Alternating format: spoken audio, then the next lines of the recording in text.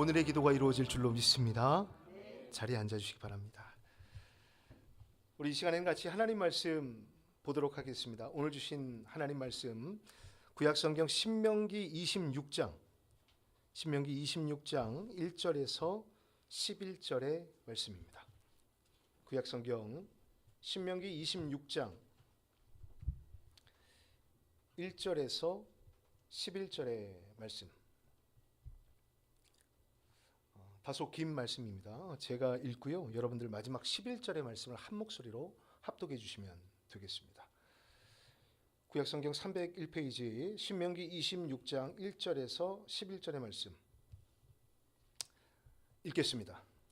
내 하나님 여호와께서 내게 기업으로 주어 차지하게 하실 땅에 내가 들어가서 거기에 거주할 때에 내 하나님 여호와께서 내게 주신 땅에서 그 토지의 모든 소산의 만물을 거둔 후에 그것을 가져다가 광주리에 담고 내 하나님 여호와께서 그의 이름을 두시려고 택하신 곳으로 그것을 가지고 가서 그때의 제사장에게 나아가 그에게 이르기를 내가 오늘 당신 하나님 여호와께 아뢰나이다.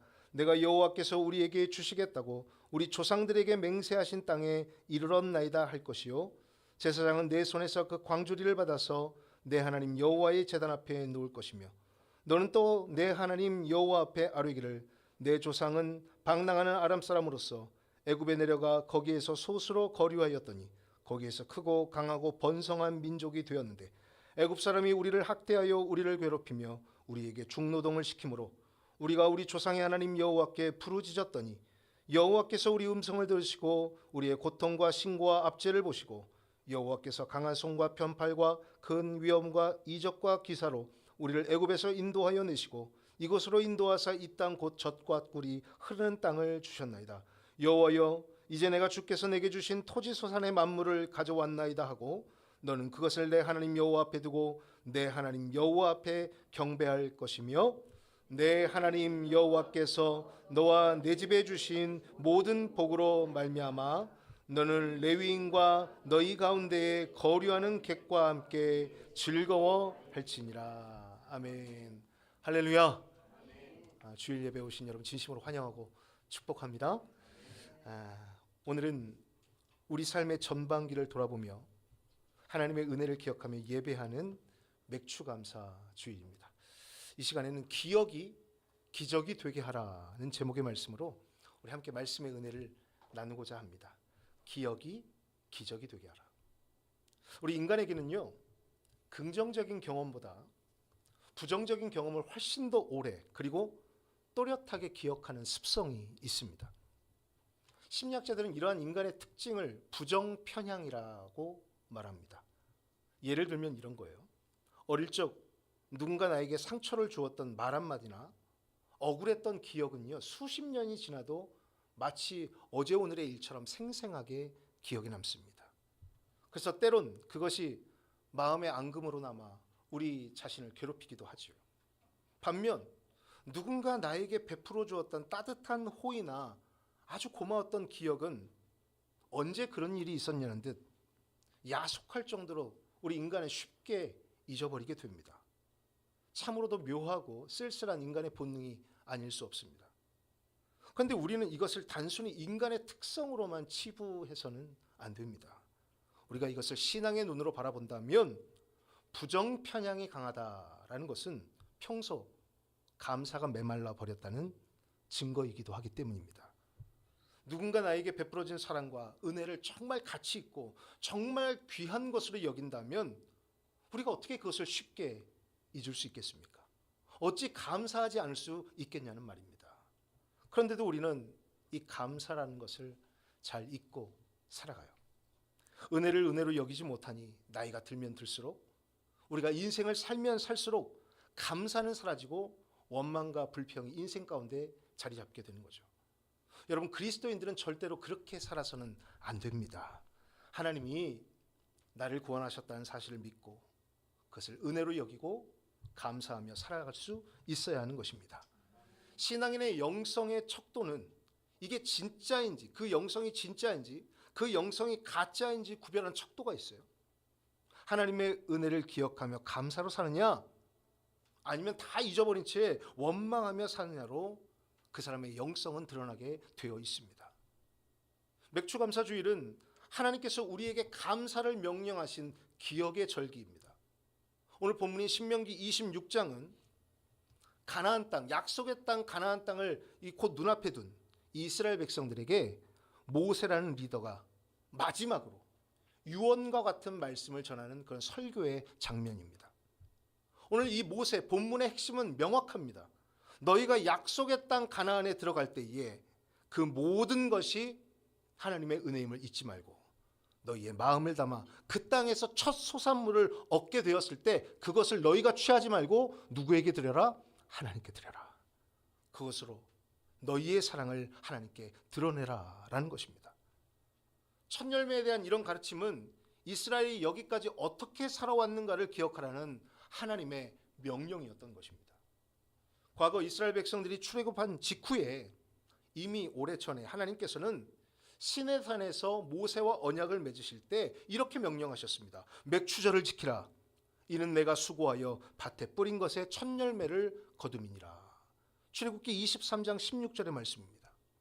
모세는 이미 40년 전에 시내산에서 주신 그 하나님의 명령을 가나안 땅에 들어갈 다음 세대에게 지금 전달하고 있는 거예요. 너희도 기억해. 하나님이 이렇게 말씀하셨어. 약속의 땅 가나안에 정착하여 그 땅에서 첫 수확을 거둘 때에 가장 먼저 되고 가장 좋고 가치 있는 것을 하나님께 드리라고 말입니다. 성도 여러분, 오늘 그 감사를 우리가 배울 수 있기를 소망합니다. 부디 말씀을 통해 하나님의 은혜를 기억함으로 여러분 은혜의 기억이 여러분의 삶에 감사의 기적으로 바뀌시기를 주님의 이름으로 간절히 축원합니다. 세 가지로 말씀드립니다. 첫 번째로 여러분 과거를 기억할 때 현재의 감사가 있다라는 사실입니다. 한번 따라하겠습니다. 과거를 기억할 때 현재의 감사가 있습니다. 아멘. 우리 5절과 6절의 말씀을 우리 한 목소리로 읽어 보겠습니다. 5절과 6절입니다. 읽습니다. 너는 또 내 하나님 여호와 앞에 아뢰기를 내 조상은 방랑하는 아람 사람으로서 애굽에 내려가 거기에서 소수로 거류하였더니 거기에서 크고 강하고 번성한 민족이 되었는데 애굽 사람이 우리를 학대하며 우리를 괴롭히며 우리에게 중노동을 시키므로. 아멘. 여기 말씀을 보면 모세는 가나안 땅에 들어가서 그 토지에서 첫 열매를 거두게 되면 앞서는 제사장에게 먼저 가지고 가서 그것을 헌물하고 여호와의 제단 앞에 놓는 것을 설명했습니다. 그리고 5절과 6절은 그 제단 앞에서 어떤 고백을 해야 하느냐를 가르쳐 주는 거예요. 모세가 이렇게 고백하라고 합니다. 내 조상은 방랑하는 아람 사람이었고 애굽에 내려가 거기에서 소수로 시작된 민족이었습니다. 시간이 지나 거기서 크고 강하고 번성한 민족이 되었는데 애굽 사람이 우리를 학대하며 괴롭혔고 그로 인하여 고통 가운데 처하게 되었습니다. 여러분, 만약에 이러한 고백을 여러분의 감사 헌금 봉투에 적는다면 이해가 되십니까? 감사하며 뭐가 감사합니다. 뭐가 감사합니다. 이게 우선이잖아요. 그런데 지금 모세가 첫 열매를 드리면서 첫 고백을 뭘 하라는 거예요? 이스라엘의 역사 이야기를 하라는 것입니다. 선조들이 겪었던 지나온 과거, 그것도 부끄러운 과거, 그것도 비참한 과거예요. 그런데 하나님께서는 이 가나안에 정착해서 그 땅에서 첫 소산을 거둘 때에 너희 조상들의 비참했던 과거를 기억하라 라고 명령하시는 겁니다. 여러분, 왜일까요? 감사 예물을 드리는데 왜 비참했던 과거를 기억하라는 겁니까? 지금 누리고 있는 것이 결코 당연한 것이 아님을 알게 하시기 위해서. 편안하게 정착하고 편안하게 곡식을 수확하고 편안하게 자유의 몸이 된 것이 결코 아니라는 것을 오늘 하나님께서 모세의 입술을 통해 알려주시는 겁니다. 본문 5절에서 말하는 애굽에 내려가 소수로 거류했던 조상, 이게 누구를 말하느냐? 창세기에 나오는 야곱의 가족들을 뜻합니다.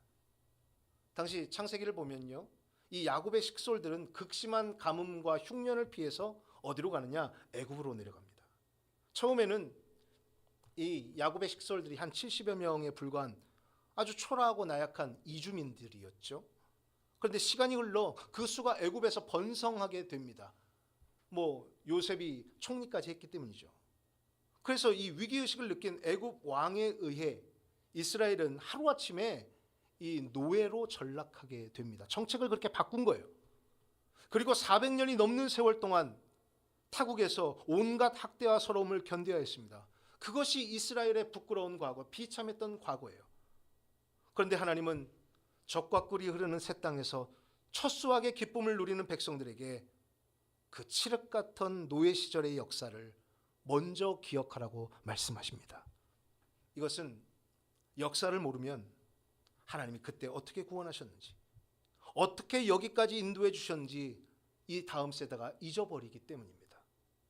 도저히 내 힘으로는 빠져나올 수 없던 절망의 시간이 있었다는 것을 반드시 기억해야만 그때야 비로소 하나님이 아무 자격 없는 이 민족을 선택하셨고 하나님의 전적인 은혜로 우리를 여기까지 인도하셨구나라는 감사가 그제야 생기기 때문입니다. 그렇습니다. 여러분, 반드시 기억하십시오. 과거를 모르면 현재의 감사는 없습니다. 한국인들이 근현대사에서 일제 식민지 시대를 기억하고 6.25 전쟁을 기억하고 광주 민주화 운동을 기억해야 하는 것은 아픈 역사를 반복하지 않고 앞으로 나아가기 위함입니다. 다음 세대들이 가르쳐야 돼요. 지금의 삶이 얼마나 감사한 것인지, 지금의 삶이 얼마나 자유로운 것인지 감사하려면 과거의 역사를 기억해야만 하는 것입니다. 오늘을 살아가는 우리도 이 맥주 감사 주일을 맞이하며 여러분, 단순히 물질을 드리는 것으로 끝나지 마시고 지나온 여러분의 삶을 돌아보며 하나님이 어떻게 함께 하셨는가를 기억하시길 바라요. 과거 내가 어떤 사람이었는지, 내가 얼마나 어리석고 무지한 사람인지를 알아야 지금의 평안이 하나님이 주신 것임을 깨닫게 되는 것입니다. 독일의 시인이었던 괴테는 아주 유명한 명언을 남겼죠. 눈물 젖은 빵을 먹어보지 않은 사람은 인생의 참다운 의미를 모른다라고요. 여기서 눈물 젖은 빵이 뭡니까? 가난이나 고통, 어려움을 말해요. 한마디로 고난이나 역경을 당해보지 않은 사람은 인생을 모른다는 거예요. 과거의 어려움을 극복한 경험이 있어야 그것이 현재의 삶에 큰 힘이 되고 사람을 감사하게 만든다는 것입니다. 성도 여러분, 맥주 감사 주일을 맞이하면서 저와 여러분이 준비한 예물과 우리의 찬양과 우리의 고백이 진짜 감사가 되려면 보잘것없었던 과거를 기억해야 합니다. 그래야 감사가 열려요. 저는 오늘 이 예배가 참 감사합니다. 저는 제 혼자 할 수 있는 것이 참 없는 사람이고 부족할 때 이를 데가 없는 종인데 하나님께서 이 부족한 종을 얼마나 사랑하시는지 지금 여기까지 인도해 주셔서 이렇게 좋은 여러분들과 아름다운 예배 공간에서 예배할 수 있는 것, 이렇게 감사할 수 있는 것 너무나 감사하다는 생각이 들었습니다. 여러분은 어떻습니까? 여러분 지금 자신 여러분의 현재의 위치에서 여러분 감사하십니까? 아니면 원망하십니까? 험난하고 부끄러웠던 과거를 기억하는 것이 여러분 고통이 되지 않았으면 좋겠습니다. 그것이 있어서 하나님을 만난 계기가 되었으면 좋겠습니다. 그 하나님을 경배하는 진정한 감사로 영광 돌릴 수 있기를 바랍니다. 맥주 감사절을 맞이하며 여러분의 이름 석자가 어떤 삶을 살았는지를 되돌아보기를 원합니다. 오늘 본문에서 모세는 이스라엘 자손들이 새로운 시대를 맞이하며 과거를 지우라 말하지 않습니다. 오히려 그 부끄러웠던 과거를 기억하라고 말합니다. 결국 새로운 땅에서 수확한 첫 열매의 의미는 나는 부족한 존재이나 이 민족은 유리하는 민족이나 하나님이 여기까지 인도하셨고 지금의 이 순간을 누리게 하셨습니다. 라는 고백을 하나님께 바치는 거예요. 이 고백이 있어야 맥주절인 것이죠. 내게 있는 것 다 드려도 모자란 그 하나님의 은혜. 성도 여러분, 오늘 그런 감사가 열리기를 소망합니다. 부디 진정한 감사가 여러분의 마음에서 우러나오도록 지난 시절 영적 광야를 돌아보시고 오늘의 감사가 일어나기를 주님의 이름으로 간절히 축원합니다. 두 번째로 하나님의 신실하신 구원, 하나님의 속성을 기억할 때 현재의 삶의 기적이 열린다라는 거예요. 한번 따라하겠습니다. 하나님의 구원을 기억할 때 현재의 삶이 기적이 됩니다. 아멘. 7절에서 9절까지의 말씀 제가 읽어 드리겠습니다. 여러분 같이 눈으로 따라오시길 바랍니다. 7절에서 9절입니다. 우리가 우리 조상의 하나님 여호와께 부르짖었더니 여호와께서 우리 음성을 들으시고 우리의 고통과 신고와 압제를 보시고 여호와께서 강한 손과 편팔과 큰 위엄과 이적과 기사로 우리를 애굽에서 인도하여 내시고 이곳으로 인도하사 이 땅 곧 젖과 꿀이 흐르는 땅을 주셨나이다. 아멘. 모세는 이스라엘 백성들이 가나안 땅에서 얻을 첫 열매가 결코 인간의 노력의 산물이 아님을 분명히 밝힙니다. 그것은 철저하게 하나님의 결과물이라는 거예요. 그래서 첫 열매를 드릴 때 그 열매를 수확해서 열매를 보는 것이 아니라 이 열매를 보면서 열매를 주신 하나님이 어떤 분이시지를 기억하라는 말이에요. 모세는 방금 읽은 본문 7절, 8절, 9절에서 기억해야 할 하나님의 위대한 속성을 세 가지로 말합니다. 먼저 7절의 말씀을 보면 하나님께서 이스라엘 백성들이 애굽에서 고통당하여 부르짖을 때 음성을 들으시고 보셨다라고 표현하고 있어요. 한마디로 하나님의 어떤 속성, 하나님은 당신의 백성을 지켜보시는 하나님이라는 거예요. 여기서 들으셨다, 하나님께서 보셨다라는 단어는 굉장히 히브리적 개념인데요. 신이 인간의 모든 형편을 헤아리고 가슴에 새기고 기억한다라는 깊은 뜻이 있어요. 사랑의 개념이에요. 그러니까 하나님은 종종 인간에 대한 이런 사랑의 개념을 성경 말씀을 통해 표현하시는데 하나님께서 모세를 부르실 때도 비슷한 표현을 하신 적이 있습니다. 내가 애굽에 있는 내 백성의 고통을 분명히 보고 그들의 부르짖음을 듣고 그 근심을 알고 라고 말하셨어요. 모세를 만나셔서도 처음 모세를 만났을 때 내가 이스라엘의 고통을 듣고 있다라고 말씀하시는 거예요. 그러니까 여러분, 우리가 기억해야 할 하나님의 모습은 당신의 백성들이 흘리는 눈물 한 방울, 한숨 소리 하나도 놓치지 아니하시는 하나님이시다라는 거예요. 우리는 우리의 연약함을 다 지켜보시는, 그리고 들으시는 그 하나님을 오늘 고백해야 할 줄로 믿습니다. 그리고 8절을 통해 알 수 있는 하나님은 어떤 하나님이냐? 능력의 하나님, 강한 손과 편팔로 도우시는 분. 여러분, 이것은 전능하심을 표현할 때 가장 능동적으로 쓰이는 표현들이에요. 강한 손과 편팔로 우리를 도우신다. 하나님의 능력으로 백성을 도우신다라는 뜻이에요. 여러분, 하나님께서는 그냥 멀뚱멀뚱 우리를 지켜보고 쳐다보시는 분이 아닙니다. 그냥 들으시는 분이 아닙니다. 홍해가 가로막고 있을 때 바다에 길을 내셨습니다. 또한 메마른 사막에서 40년 동안 매일 아침 만나를 먹이시고 메추라기를 먹이셨어요. 사람이 할 수 없는 것을 현실로 만들어내신 능력의 하나님, 도우시는 하나님이라는 거예요. 모세는 오늘 다음 세대들에게 그것을 기억하라 말합니다. 그리고 9절에서 말하는 하나님은 약속한 것을 반드시 이루시는 하나님. 9절에 이렇게 나와 있어요. 이곳으로 인도하사 이 땅 곧 젖과 꿀이 흐르는 땅을 주셨나이다. 아멘. 이렇게 고백하라는 거예요. 그냥 첫 열매를 드리고 끝이 아니라 하나님이 이 땅을 주셨습니다. 이 말은 뭡니까? 수백 년 전, 당시 기준으로는 수백 년 전 아브라함과 이삭과 야곱에게 약속하셨던 그 언약, 새 땅으로 향하게 하리라. 그 땅을 주실 것이다. 지시하신 땅으로 가라고 했잖아요. 근데 그 땅을 허락하셨다는 거예요. 사실 이것은 대를 이어 노예 생활을 하던 이스라엘 백성들에게 불가능한 꿈이었습니다. 불가능한 비전이었어요.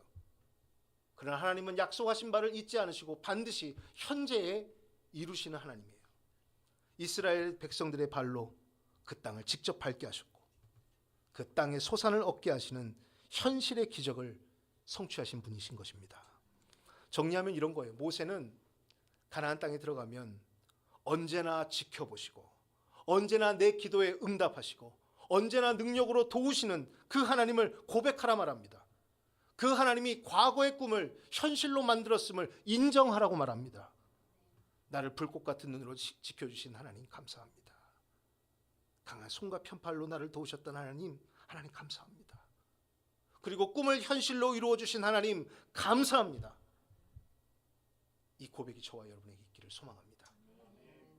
우리가 인생의 한복판에서 쉽게 낙심하고 조금만 결핍이 찾아와도 무너지는 진짜 이유는요, 여러분 착각하지 마세요.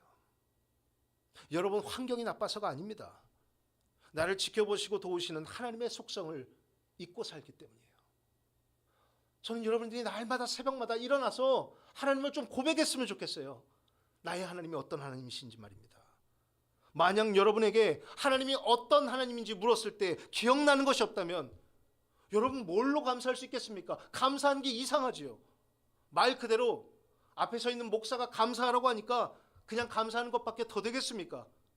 그것은 감사의 강요입니다. 이 절기가 그런 절기가 되어서는 안 되는 것입니다. 여러분 삶의 기적을 원하잖아요. 여러분 현실 가운데 이루고 싶은 건 많잖아요. 오늘 모세는 말합니다. 하나님의 신실하신 구원을 기억해낼 때에 현재의 삶에 기적이 이루어진다라고 말입니다. 그 기적은 가나안 땅에 펼쳐졌습니다. 이루어졌습니다. 성도 여러분, 하나님은 지난 6개월 동안 여러분의 부르짖음을 다 들으셨고 지켜보셨습니다. 그리고 여러분이 감당할 수 없는 한계에 부딪혔을 때 강한 손과 편팔로 힘을 주어 버티게 하셨으며 앞으로도 역시 남은 6개월도 역시 여러분의 인생에 꿈과 비전을 마침내 이루어 가실 하나님이십니다. 저는 여러분들이 찬송가 406장과 같이 고백할 수 있기를 바랍니다. 능치 못한 것 주께 없으니 나의 일생을 주께 맡기면 나의 모든 짐 대신 지시는 주의 영원한 팔 의지에. 할렐루야.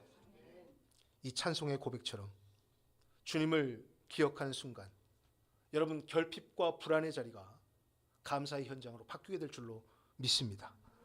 부디 나를 지켜보시고 도우시며 꿈을 이루시는 그 은혜의 기억이 여러분의 삶을 기적으로 이끌 수 있기를 축원합니다. 마지막으로 지금 소중한 것을 드릴 때 삶의 기적이 완성된다라는 것입니다. 한번 따라하겠습니다. 나의 소중한 것을 지금 드릴 때에 기적이 완성됩니다. 아멘. 10절 11절의 말씀 우리 같이 한번 읽어볼까요? 10절 11절입니다. 읽습니다. 여호와여, 이제 내가 주께서 내게 주신 토지 소산의 만물을 가져왔나이다 하고 너는 그것을 내 하나님 여호와 앞에 두고 내 하나님 여호와 앞에 경배할 것이며 내 하나님 여호와께서 너와 내 집에 주신 모든 복으로 말미암아 너는 레위인과 너희 가운데 거류하는 객과 함께 즐거워할지니라. 아멘.